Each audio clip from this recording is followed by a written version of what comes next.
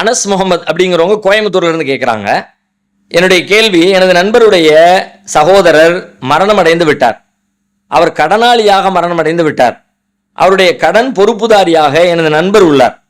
அவர் கடனை திருப்பி செலுத்தும் காலம் வரை மரணமடைந்தவருக்கு கபரில் வேதனை கொடுக்கப்படுமா அப்படின்னு சொல்லி கேட்குறாங்க. அப்படியெல்லாம் எந்த வேதனையும் கொடுக்கப்படாது. ஏன்னா இந்த மரணம் கடனுக்கான இந்த மாதிரி மனித உரிமைகளுக்கான வேறு பல தீமைகளுக்கான தண்டனைகள் எல்லாமே கியாமத் நாளில் எழுப்பப்பட்ட பிறகு மரணத்து இப்போ கபரில் உள்ள வேதனைகளாக சில விஷயங்கள் சொல்லப்பட்டிருக்கு. எல்லா குற்றங்களுக்கும் எல்லா தவறுகளுக்கும் கபரிலே வேதனை செய்யப்படும் சொல்லப்படலை. சில குறிப்பிட்ட குற்றங்கள் சொல்லப்பட்டிருக்குது.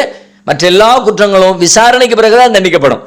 அப்போ அந்த விசாரணைக்கு பிறகு மறுமை நாளில் தண்டிக்கப்படுவாருன்னா இப்பவுமே அவருடைய கடன் அடைக்கப்பட்டு விட்டால் அவர் மறுமையில் குற்றவாளியா இருக்க மாட்டார். அவருடைய ஏன்னா யார் கிளைம் பண்ணுவாங்களோ அவங்க தான், அவங்களுக்கு தான் பணம் கிடைச்சிருச்சே. யாருக்கு பணம் கொடுக்கணுமோ அவங்களுக்கு பணம் போய் சேர்ந்துட்ட காரணத்தினால மறுமையில் அவங்க வந்து அல்லாஹ்விடத்தில் புகார் தெரிவிக்கும் போறது இல்லை, அவர் வந்து குற்றவாளியா நிற்க போறதும் இல்லை. கபருடைய வேதனை என்பது சில குறிப்பிட்ட ஆட்களுக்கு சில குறிப்பிட்ட பாவங்களுக்கு தான் சொல்லி தரப்பட்டிருக்கிறது. அதை தாண்டி எல்லா பாவங்களுக்குமான விஷயங்கள் எல்லாம் மறுமையில தான் கணக்கு தீர்க்கப்படும். எனவே அவர் வந்து கபரில் வேதனை செய்யப்படுவார் நினைக்க தேவையில்லை.